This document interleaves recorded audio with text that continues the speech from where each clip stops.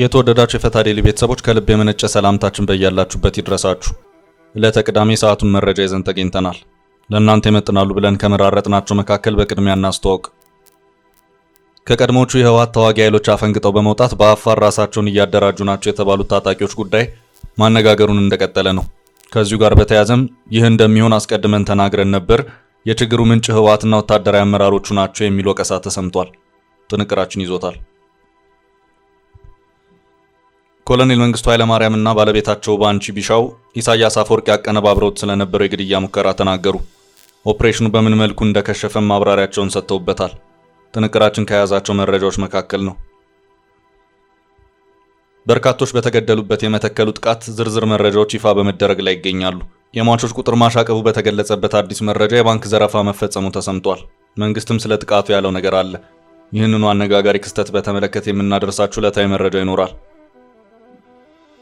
በአክሱም ከተማ የህዝብ ቅሬታን ለመዘገብ ቀረጻ እያደረጉና ቃለ መጠይቅ እየሰሩ ያሉ የትግራይ ብሮድካስቲንግ አገልግሎት ቴሌቪዥን ጣቢያ ባለሙያዎች መታሰራቸው ተሰምቷል። ጣቢያው ስሩን ያወገዘ ሲሆን ክስተቱን የተመለከተ ዘገባ አክለናል። የፕሬዝዳንት ትራምፕና የዓለማችን ቱጃር ኢሎን መስክ ውዝግብ አሁንም ቀጥሏል። የሁለቱ ኃይለኛ ሰዎች ጥል ግን ከፖለቲካው ውዝግቡ ባለፈ ከፍተኛ ኪሳራ ያስከተለ ውዱ ጥል ተሰኝቷል። ፕሬዝዳንት ትራምፕ በዚህ ጥል የተነሳ ከግል ሀብታቸው 1 ቢሊዮን ያህል ኪሳራ ሲገጥማቸው ቱጃሩ የ34 ቢሊዮን ዶላር ክስረት በሰዓታት ውስጥ አስተናግዷል።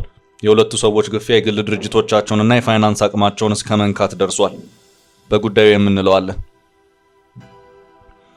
በሌላ በኩል በትራምፕና ኢሎን መስክ ጸብ ሩሲያ እጇን አስገብታለች። ሩሲያ ለኢሎን መስክ የአሜሪካን ሚስጥራዊ ሰነድ አደባባይ ላይ እንዳዋለው ስኖደን በሬን ከፍቼለታለሁ ብላለች። ሩሲያ ለኢሎን መስክ የፖለቲካ ጥገኝነት ትሰጣለሁ ማለቷ ተሰምቷል። መረጃ የጥንቅራችን አካል ነው። በቲክቶክ ላይ በተላለፈ ቪዲዮና እሱን ተከትሎ በተነሳው ውዝግብ ሌላኛዋ ቲክቶከር መታሰሯ ተሰምቷል። ስመኝ ገብሩ በቲክቶክ ደግሞ ጃኒ በድሬዳዋ ሴቶች ስለሚለብሱ ሺቲ በተመለከተ በቀጥታ ስርጭት ላይ የተናገረችው ንግግር የመታሰሯ ምክንያት ሆኗል። ዝርዝር መረጃውን እናደርሳለን። እስከ ፍጻሜው አብራችሁን ቆዩ። የምንለቃቸው ዕለታዊ ትኩስ ዜናዎች እንዲደርሷችሁ ላይክ፣ ሼር፣ ሰብስክራይብ ማድረግ እንዳትረሱ። በማይታመን ዋጋ መሃል አዲስ አበባ ላይ ካሉበት ሆኖ ቤት ይግዙ። ከዲያስፖራ መንደር ዲኤምሲ ሪል ስቴት ቀድሞ ለመጡ 20 ሰዎች 30% ቅናሽ አዘጋጅተናል። 8% ብቻ ከፍለው ቀሪውን በግንባታ ሂደት ይከፍላሉ። 60% የባንክ ብድርም ተመቻችቶሎታል። የትም ሀገር ሆነው ቢገዙ በ3 ቀን በዲኤችኤል ካሉበት እናደርሳለን። ከስቱዲዮ እስከ ባለ 4 መኝታ ከ431 ሺህ ቅድመ ክፍያ ጀምሮ እንዲሁም የንግድ ሱቆችን አዘጋጅተናል። በ65 ሺህ ካሬ ሜትር ላይ ያረፉትና በአልሙኒየም ፎርም ቴክኖሎጂ የተገነቡት አፓርትመንቶቻችን ከሊፍት እስከ መዋኛ ገንዳ ያሟሉ ናቸው። ለመጨረሻው ህንጻ በቅናሽ ዋጋ ይሻሙ። ስልክ 0980495176 0910034497 ይደውሉ።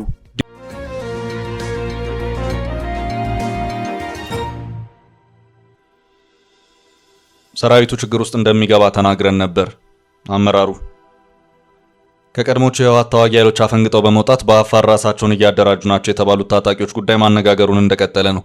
እነዚሁ ታጣቂ ኃይሎች በፕሪቶሪያው ስምምነት መሰረት የህወሓት ተዋጊዎች ወይም ቲፒኤልኤፍ ኮምባታንትስ በመባል የሚታወቁ ናቸው። በፌዴራሉ መንግስት በኩል የተቋቋመው ብሔራዊ ተሃድሶ ኮሚሽን እነዚህኑ ታጣቂዎች የቀድሞ ተዋጊዎች በማለት ይጠራቸዋል። በህወሓትና በአንዳንድ የትግራይ ፖለቲከኞች ደግሞ አሁንም ድረስ የትግራይ ሰራዊት ወይም ቲዲኤፍ በሚል እየተጠሩ ይገኛሉ። ከህወሓት አመራሮች መከፋፈል ጋር በተያያዘ ታጣቂዎቹ ለሁለት የተከፈሉ ሲሆን የዚሁ መነሻ ችግር ነው የሚባለው በአቶ ጌታቸውና በዶክተር ደብረጽዮን የህወሓት ክፍፍል ወቅት የታጣቂዎቹ አመራሮች ድጋፋችን ለዶክተር ደብረጽዮን ህወሓት ነው ማለታቸው ነው። ከዚሁ ጋር በተያያዘም የተወሰነው ኃይል ወደ አፋር በመግባት በህወሓት ላይ ነፍጥ ያነሳ መሆኑም መነገር ከጀመረ ዋላ አደር ብሏል። የትግራይ ነጻነት ፓርቲ ወይም ውድብ ናጽነት ትግራይ በመባል የሚታወቀውና መሰረቱን ትግራይ አድርጎ የሚንቀሳቀሰው ፓርቲ ሊቀመንበር የሆኑት ዶክተር ደጀን መስገበ ብራክሾ ከተባለ አንድ የበይነመረብ ሚዲያ ጋር ባደረጉት ቆይታ በዚሁ ዙሪያ ሰፋ ያለ ማብራሪያቸውን ሰጥተውበታል። አሁን የተፈጠረው የሰራዊት ችግር እንደሚፈጠር እኛ አስቀድመን ተናግረን ነበር ሲሉም ማብራሪያቸውን ሰጥተዋል። ሊቀመንበሩ በዚሁ ማብራሪያቸውም በህወሓት መከፋፈል ወቅት ጉባኤ ካደረገው የህወሓት ወገን እንቆማለን በማለት መግለጫ ያስነገሩ የትግራይ ሰራዊት አመራሮች ፈጽሞ ትክክል አልሰሩም። ሰራዊቱ ከፖለቲካ ገለልተኛ ሆኖ መቀጠል ነበረበት። ይህ ሰራዊት የትግራይ ህዝብ እንጂ የፖለቲካ ፓርቲ ንብረት አይደለም ሲሉም ነው ማብራሪያቸውን የሰጡት። በትግራይ ያሉት ወታደራዊና ፖለቲካዊ አመራሮች ለሁለት ተከፍለዋል።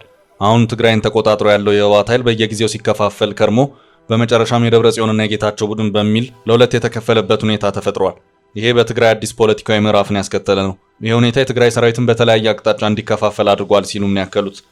ከፕሪቶሪያው ስምምነት ማግስት ሰራዊቱ አሁን የገባበት ችግር እንደሚፈጠር አስቀድመን ተናግረን ነበር ያሉት ዶክተር ደጀን ጥር 15 ቀን 2017 ዓ.ም 180 የሚሆኑ የሰራዊቱ አመራር አባላት ህወሓት ነን ብለው ህወሓትነታቸውን አውጀዋል። ይሄ ወንጀል ነው።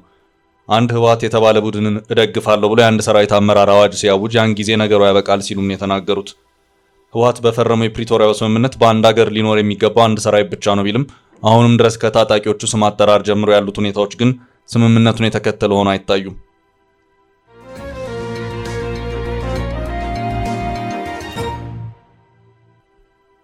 በቀጣይ ርዕስ ኢሳያስ ሊያስገድለኝ ነበር ኮሎኔሉ። ኢትዮጵያን ለ17 ዓመታት ያህል የገዙት የቀድሞ ፕሬዝዳንት ኮሎኔል መንግስቱ ኃይለማርያም ከረጅም ዓመታት በኋላ በተንቀሳቃሽ ምስል ወይም በቪዲዮ ብቅ ብለዋል። በ80ዎቹ መጀመሪያ ዕድሜ ላይ የሚገኙት አዛውንቱ ከቅርብ ወዳጃቸው ጋዜጠኛ ገነት አየለ ጋር ቆይታ ባደረጉበት በዚሁ ቀለል ያለ ቃለ ምልልሳቸው ከ3 አስርት ዓመታት በላይ በስደት ካሳለፉባት ዚምባብዌ ሐራሬ ሆነው ትዝታቸውን አጫውተዋል። ኮሎኔሉ 83ኛ ዓመታቸውን ያከበሩት በቅርቡ ነው። ኮሎኔል መንግስቱ የዛሬ 34 ዓመት ወደ ዚምባብዌ በሄዱ በጥቂት ጊዜያት ውስጥ የግድያ ሙከራ ተደርጎባቸውም ነበር። በጊዜውም የተፈጠረውን ሁኔታ ኮሎኔሉ ጠቆም ከማድረግ ውጪ ጉዳዩ ለዓመታት ዝግ ፋይል ሆኖም ቆይቷል።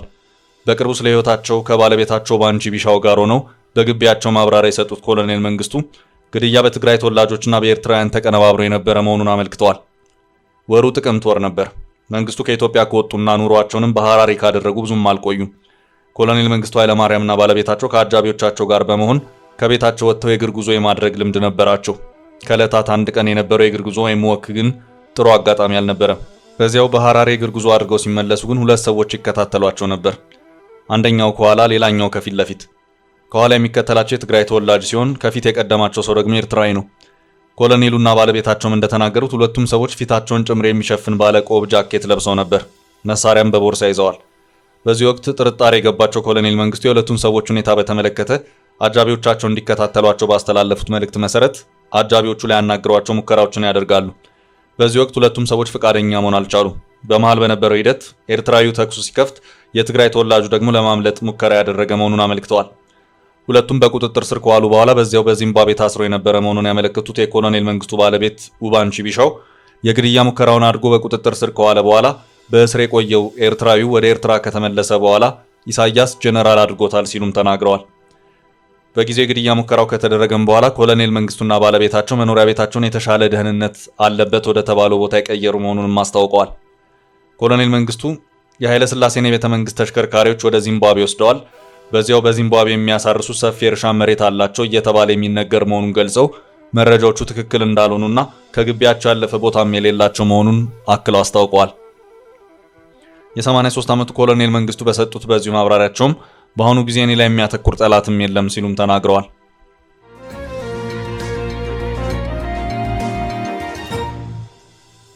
ወደ ቀጣይ መረጃ አለፍን። በአነጋጋሪው ጥቃት የተሰማው በርካቶች በተገደሉበት የመተከሉ ጥቃት ዝርዝር መረጃዎች ይፋ በመደረግ ላይ ይገኛሉ። የሟቾች ቁጥር ማሻቀቡ ተሰምቷል። በትላንትናው ዕለት ይህንኑ ጥቃት በተመለከተ ከተሰሙ መረጃዎች በኋላ የሟቾች ቁጥር ማሻቀቡን ያመለከቱ መረጃዎች ተጋርተዋል። በቤኒሻንጉል ጉሙዝ ክልል መተከል ዞን ቡለንና ድባጤ ወረዳዎች ታጣቂዎች በፈጸሙት ጥቃት የሟቾች ቁጥር ከ15 በላይ ሊሆን እንደሚችል ነው የተመላከተው። የሀገር ውስጥ የዜና ምንጮች በጉዳዩ ላይ ባስነበቡት ዘገባ ጥቃቱ የተፈጸመው መንግስት ሸኔ ብሎ በአሸባሪነት የፈረጀውና ራሱን የኦሮሞ ነጻነት ሰራዊት ብሎ የሚጠራው ቡድን መሆኑን የአካባቢው ነዋሪዎችን ዋቢ በማድረግ አመልክተዋል። እንደ ዘገባዎቹ ታጣቂ ቡድኑ ጥቃቱን የፈጸመው በቡለን ወረዳ ቡለን ከተማና በድባጤ ወረዳ በርበር ቀበሌ በተመሳሳይ ሰዓት ነው። በቡለን ከተማ 13 ሰዎች መገደላቸው የተገለጸ ሲሆን ግማሽ ያክሉ ሰላማዊ ሰዎች ናቸው። ቀሪዎቹ ደግሞ የቤንሻንጉል ጉሙዝ ክልል አድማ ብተና አባላት መሆናቸውን የተገለጸው። ከቡለን በቅርብ ርቀት ላይ በምትገኘው በርበር በተባለ ቦታ በተፈጸመው ጥቃት ቢያንስ 3 ሰዎች መገደላቸውን ዋዜማ በዘገባው ጠቁሟል። በሁለቱ ቦታዎች ላይ በተመሳሳይ ሰዓት ጥቃት የተፈጸመው ትላንት ግንቦት 29 2017 ዓ.ም ማለዳ 11 ሰዓት ተኩል እንደነበር ለማወቅ ተችሏል። ታጣቂ ቡድኑ ከ2 ሰዓት በላይ በቦታዎቹ ላይ መቆየቱ የተገለጸ ሲሆን ዘረፋዎችን ፈጽሞ በራሱ ጊዜ ወጥቷል ተብሏል። በተለይ በቡለን ከተማ የኢትዮጵያ ንግድ ባንክ የወረዳው ፖሊስ ምንጮች ጠቁመዋል። ታጣቂዎቹ ጥቃት ፈጽመውና ዘርፈው ከወጡ በኋላ መከላከያ ወደ አካባቢው ማቅናቱ ተሰምቷል። መከላከያ በአካባቢው ሲደርስ ታጣቂ ቡድኑ ወደ መጣበት ተመልሶ መሄዱን ነዋሪዎች ገልጸዋል። ጥቃቱን በተመለከተ ትላንት ማምሻውን አጭር መረጃ ያወጣው የቡለን ወረዳ የመንግስት ኮሚኒኬሽን ጽሕፈት ቤት በከተማይቱ በሰው ሕይወትና በንብረት ላይ ጉዳት ያደረሰው ጽንፈኛ ቡድን ነው ብሏል። የቡለን ወረዳ አስተዳዳሪ አቶ ነመራ ማሩ ጽንፈኛው ቡድን ወደ ከተማይቱ በመግባት የሰው ሕይወት ማጥፋት ድርጊቶች መፈጸሙን ለጽሕፈት ቤቱ ገልጸዋል። አቶ ነመራ በጥቃቱ ምን ያህል ሰዎች እንደተገደሉ ባይገልጹም ጥቃቱን የፈጸመው ቡድን በቡለን የመጀመሪያ ደረጃ ሆስፒታል፣ በቡለን ከተማ በሚገኝ የንግድ ባንክና በመንግስት ተቋማት ላይ ጉዳት ማድረሱንና ዝርፊያ መፈጸሙን አስታውቀዋል። ኢትዮጵያ ኢንሳይደር ያነጋገረቻቸው የመተከል ዞን ዋና አስተዳዳሪ አቶ አትንኩት ሽቱ ጥቃቱ መፈጸሙን አረጋግጠው የደረሰው ጉዳት ገና እየተጣራ መሆኑን አስረድተዋል። የጉዳት መጠኑ አይታወቅም። በርበር ቀበሌና ቡለን ከተማ ጥቃት አድርሰዋል። የጉዳት መጠኑን አላወቅንም። የጸጥታ ኃይል ወደ ቦታው ሄደዋል ሲሉ የዞኑ ዋና አስተዳዳሪ ተናግረዋል። ወደ ቦታው ያቀናው የጸጥታ ኃይል ከመከላከያ ሰራዊት፣ ከፌዴራል ፖሊስ እና ከክልሉ የአድማ ብተና ኃይል የተወጣጣ እንደሆነ ተመልክቷል።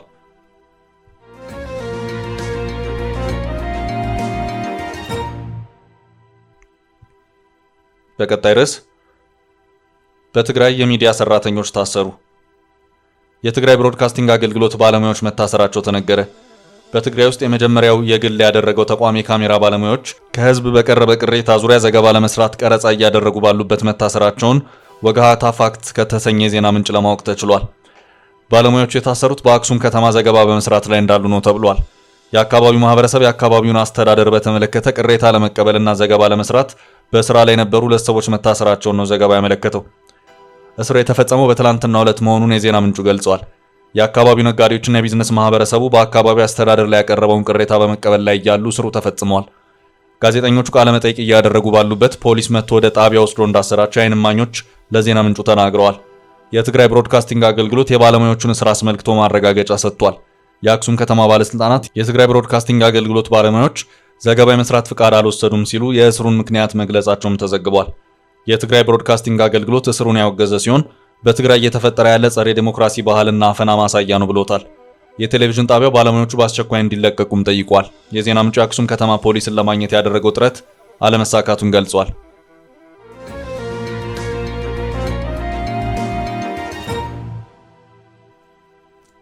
ወደ ቀጣይ መረጃ አለፍን።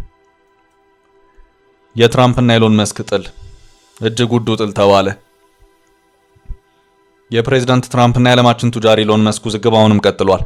የሁለቱ ኃይለኛ ሰዎች ጥል ግን ከፖለቲካው ውዝግቡ ባለፈ ከፍተኛ ኪሳራ ያስከተለ ውዱ ጥል ተሰኝቷል።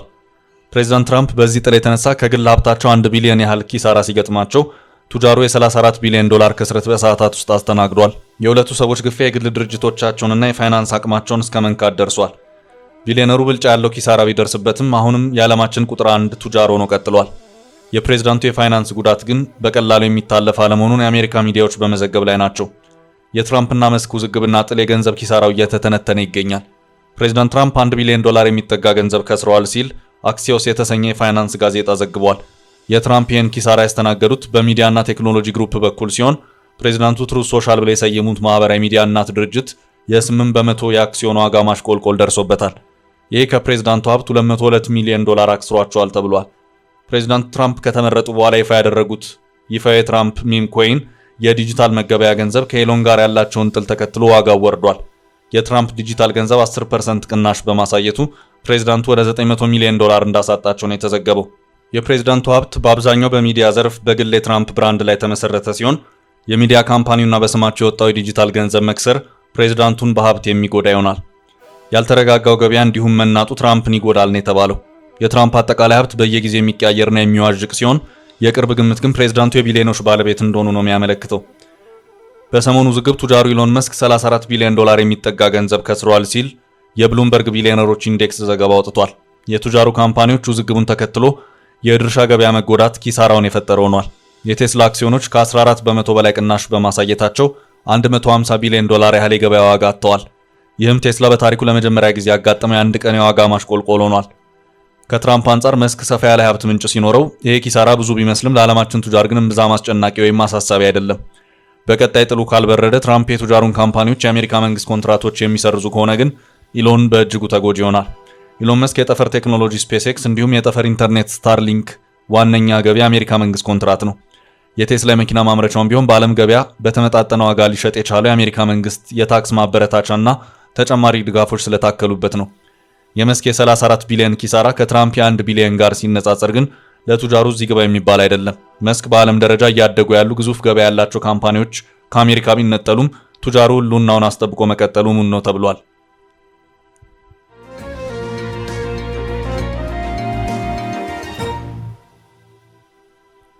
በሌላ በኩል ለኤሎን መስክ የፖለቲካ ጥገኝነት ሰጣለሁ። ሩሲያ በትራምፕና ኤሎን መስክ ጸብ ሩሲያ እጇን አስገብታለች። ሩሲያ ለኤሎን መስክ የአሜሪካ ሚስጥራዊ ሰነድ በአደባባይ ላይ እንደዋለው ስኖደን በሬን ከፍቼለታለሁ ብላለች። ሩሲያ ለኤሎን መስክ የፖለቲካ ጥገኝነት ሰጣለሁ ማለቷ ተሰምቷል።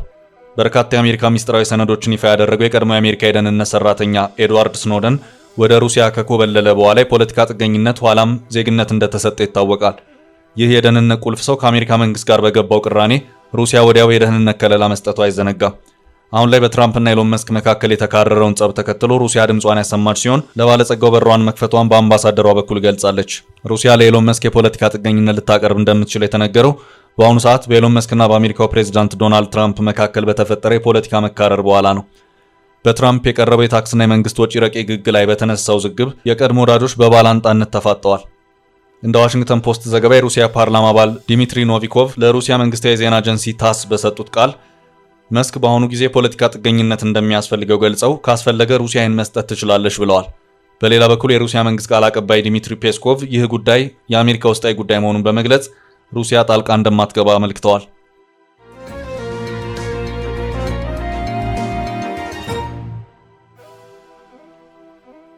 በመጨረሻም የወጣቷ ቲክቶከር እስር ውዝግብ።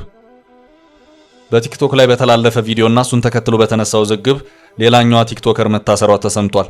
ስመኝ ገብሩ በቲክቶክ ደግሞ ጃኒ በድሬዳዋ ሴቶች ስለሚለብሱት ሺቲ በተመለከተ በቀጥታ ስርጭት ላይ የተናገረችው ንግግር የመታሰሯ ምክንያት ሆኗል።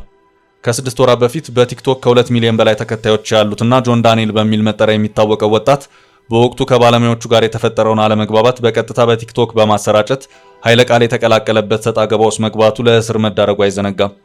በሌላ አወዛጋቢ ጉዳይ የተከሰተችው ሌላኛዋ ቲክቶከር ጉዳዩን በተመለከተ በራሷ የቲክቶክ ገጽ ላይ በጣም ተሳስቻለሁ በማለት ይቅርታ የጠየቀች ቢሆንም ጉዳዩ ወደ ሕግ መምራቱ ነው የተገለጸው።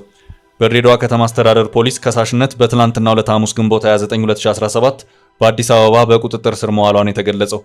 ወጣቷ ስመኝ ገብሩ ጃኒ የይቅርታ ቪዲዮ ሰርታ ቢሆንም ይቅርታዋ ግን ተቀባይነት አላገኘም። ጉዳዩ ወደ ፖሊስ ተመርቷል። በቁጥጥር ስር መዋሏ ከተሰማ በኋላ ክሷ ወደ ድሬዳዋ ፖሊስ ተመርቶ እዛው ሊታይ እንደሚችል ነው የተገለጸው። ቻችን ለዛሬ ያዝንላችሁን ርዕሰ ጉዳዮች እዚህ ላይ ቋጨን። ላይክ፣ ሼር እና ኮሜንት በማድረግ ለቻናላችን ድጋፋችሁን መግለጽ እንዳትዘነጉ እያልን ከሌሎች መረጃዎች ጋር ደግመን እስክንገናኝ ቸር ያሰማን ስንል ተሰናበትን።